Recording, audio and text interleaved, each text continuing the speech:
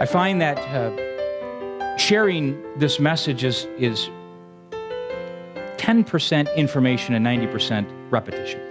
I feel like we're always sharing this. We should always be sharing this. And I feel like for me personally as a pastor, I need to speak to myself first. So when I began to put down these points, beginning with point 1, share it passionately, it was exciting. You ever go to a church? You ever go to a church and the church is just dead? You ever done that? I've been to a few churches and the church has almost no pulse. And you walk in the door and the people there, you almost need to put your hand here, right? And you need to just make sure it's like, hey, are you guys alive? Because we have a good message. And I find that the churches that have no pulse don't have a message. And they don't have a message they believe in. And I find that when I come to sharing the message of grace, this is the best thing since sliced bread. Apparently that was a big thing because you had to slice all your bread. Now it just comes in a big loaf already cut up. We got something good. We got the message of grace. So we don't have to fake this. We need to be passionate. Listen, the world is all passionate about the message that they share. The world is all excited about all the things they have to offer. And then you get into the church, and the church is dead. Every now and again, you got to kick it to make sure it's still alive. It's like, you alive down there? We have a wonderful message, and we should share it passionately. The message that Jeremiah was preaching, it caused such persecution in his life that he at one time said, I'm not going to share it anymore. Listen to what he says. It's wonderful. Then I said, I will not make mention of him, referring to God, by the way, nor speak any more in his name. I'm not going to prophesy for him. Such persecution. He said, but his word was in my heart as a burning fire shut up in my bones. Now, is that how it is for you? It says, but I was weary with forbearing, and I could not stay. The message was so alive inside of him that though he wanted to refrain from telling the message, he couldn't refrain. It was almost a natural disposition of passion. He had such a fire inside of him. He just had to tell people. Now, I don't know if you guys are like that, but man, when I think about the message of grace in our lives, we need to be passionate about what we are sharing. One of the greatest tragedies in the evangelical church today is that we're not speaking passionately. And here's why I think we're not doing it. I think we're not speaking passionately because we believe it enough to be saved, but we don't believe it enough to put a fire in our belly. We believe it for salvation, but not enough to burn inside of us. You see, the more that you know God through experience, the more passion you'll have. The more you know him through experience, the more passion you'll have. And I'm not talking about intellectualism. I'm talking about what I talk about in our Sunday school, about knowing him personally. And when you get to know God more personally, you get to have a fire in your belly. You get excited. I have to ask my wife sometimes. I say, did I yell too much today? She says, no, you were just excited. And I say, good, because I don't want to sound like I'm scolding the people. I just love God. And I get really excited, and this is like I'm in the zone up here, you know?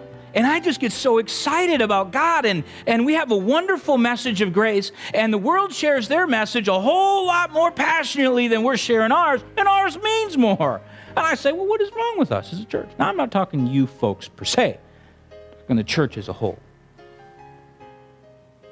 We should be passionate about our message. And we should know him more. We should be seeing him work in our lives. And you know what? Here's the reality. When you see God work in your life, you become that much more energetic. I mentioned this a few weeks ago. Can you imagine if you were standing on the Red Sea, and there you are, and Moses is standing there looking at a couple million Israelites, and you see the waters part, right? You have experienced that, though.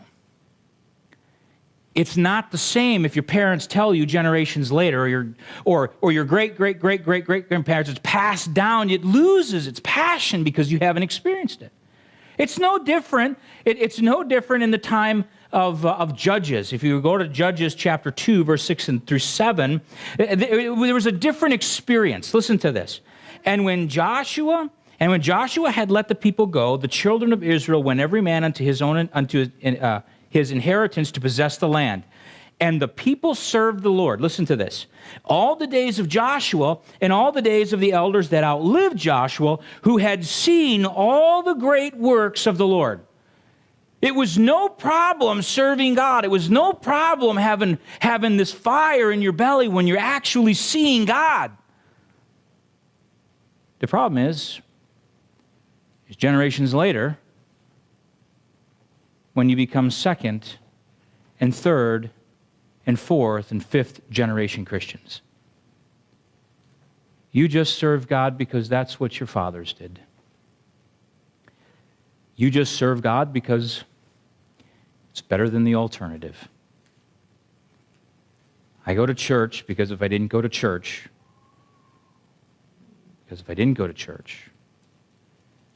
I wouldn't be as good of a person.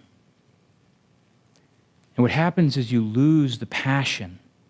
I see this in wealth, by the way. I see this in wealth. First generation wealth is always different than second generation wealth. Do you know that? First generation wealth is always different than second generation wealth. The people who come into wealth as a second generation never treat the money the same as the people in the first generation. The people who worked hard for it day in and day out, and they slaved, and they saved every penny. And then you get the people who inherit it, and it's gone. They think that they deserve it. And so they treat it way different than the first people. And that's how it is in the Christian faith.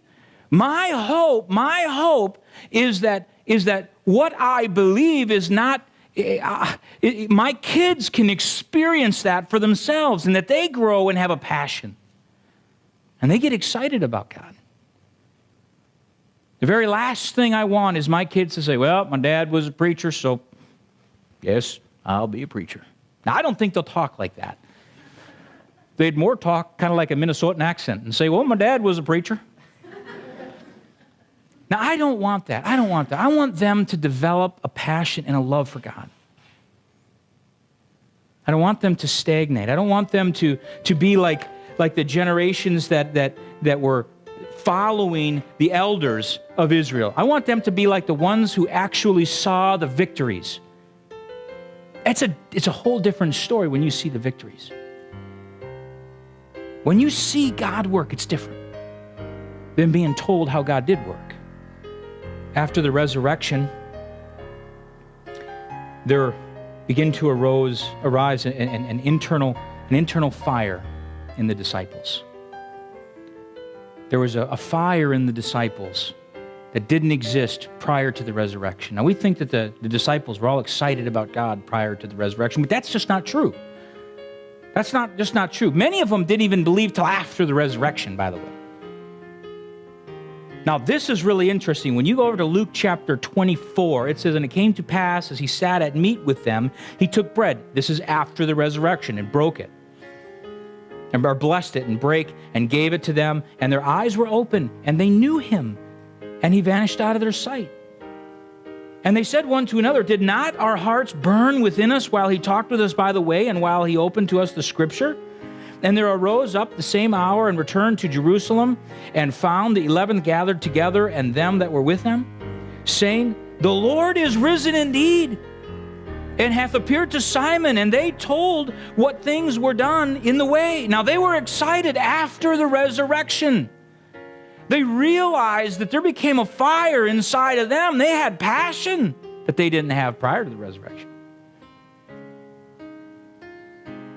Now, why would that be? Why would it be that we don't have the fire in our belly? Why is it that we're not excited about God? I think it relates to not seeing God work in our lives. And the more you see God work in your life, the more passionate you become. One guy said this. He said, it was not until after Jesus had broken bread with them that their eyes were opened and they recognized him. Their experience with Jesus caused them to hurry back to Jerusalem 7 miles and affirm the resurrection to the 11, the others who were meeting together. That was what excited them. They said, wait, I'm actually seeing this with my own eyes, that there is a resurrection, that this same Jesus who died and was buried has not come back from the grave. This is amazing. You can only imagine. This is first generation wealth right here, guys. This is first generation Christianity. First generation Christianity, those 12 people changed the course of the world. They saw miracles that we forget about. They saw things that we only read about. One of the greatest experiences I have is going to Israel. I'm going back in March. That's one of the greatest experiences. Like, you actually go there and it's like there is an empty tomb. It's like, well, I knew there was an empty tomb, but I mean, it is really real. You can go inside this thing. And there's no body in there. And you get excited and you say, boy, Lord, I believed this whole time. But now it becomes even more real. And when you see God work all around you, you begin to trust him more. And you begin to get passionate about what you believe. You become excited. It's the same thing as doubting Thomas had experienced.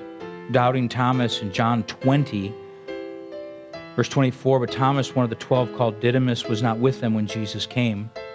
The other disciples therefore said unto him, we have seen the Lord. Now, I don't think they said it like we have seen the Lord. I think they were excited. The resurrected Christ, the one who had died, we've seen him, he's back. Now you have Thomas who says, except I shall see in his hands the print of the nails and put my finger into the prints of nails and thrust my hand into his side, I will not believe. Then you know what happened?